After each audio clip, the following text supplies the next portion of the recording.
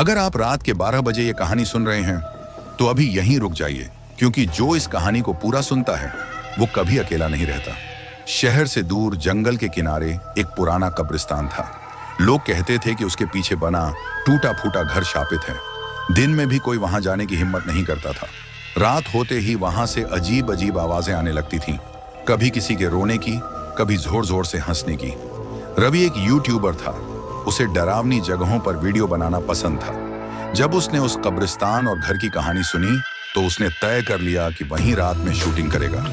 गांव वालों ने बहुत मना किया, बेटा वहां मत जाना, जो गया है वो बदला हुआ लौटा है, एक बूढ़े ने कांपती आवाज में कहा। रवि हंस पड़ा। ये सब कहानियां हैं अंकल, व्यूज के लिए डर चाहिए। रात के ठीक 12 बजे वह कैमरा और टॉर्च लेकर कब्रिस्तान पहुंच गया। चारों तरफ सन्नाटा था, हवा ठंडी और भारी लग रही थी। जैसे ही उसने कब्रिस्तान का गेट पार किया, उसकी टॉर्च एक पल के लिए बुझ गई। बैटरी नहीं है, उसने खुद से कहा। तभी पीछे से किसी के चलने की आवाज आई। छर छर। रवि पलटा, लेकिन वहां कोई नहीं था। उसने कैमरा ऑन किया और बोलना शुरू किया। दोस्तों, मैं अभी उस शापित घर के पास हूं। अचानक कब्रिस्तान के बीच की एक कब्र से टक टक की आवाज आने लगी। मिट्टी हिल रही थी। रवि का गला सूख गया, लेकिन वह कैमरा बंद नहीं कर पाया। कब्र से एक सड़ा गला हाथ बाहर निकला। नहीं। रवि पीछे हटने लगा। उसी पल उसके कान के पास किसी ने फुसफुसाया, तू बहुत देर से आया है। रवि चीखते हुए दौड़ा और कब्रिस्तान के पीछे बने उस पुराने घर में घुस गया। दरवाजा अपने आप जोर से बंद हो गया। धड़ाम। घर के अंदर अंधेरा था, दीवारों पर खून जैसे काले निशान और छत से लटकती जाली। उसकी टॉर्च फिर जल गई, लेकिन अब रोशनी में उसे दीवार पर कुछ लिखा दिखा।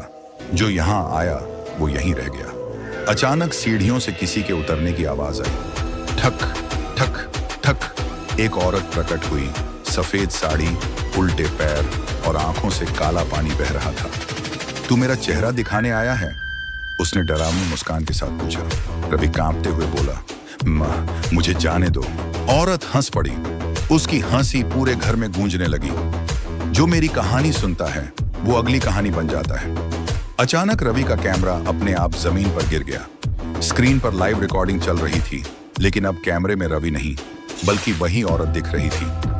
अगली सुबह गांव वालों ने कब्रिस्तान के पास रवि का कैमरा पड़ा पाया।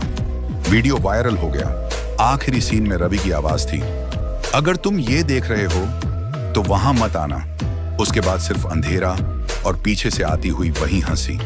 आज भी रात के 12 बजे उस कब्रिस्तान के पीछे के घर से कैमरे की लाल लाइट 12 बजे उस कब्रिस्तान के पीछे के घर से कैमरे की लाल लाइट जलती दिखाई देती है, और लोग कहते हैं रवि अब भी वहां है, अगली कहानी बनाने के लिए।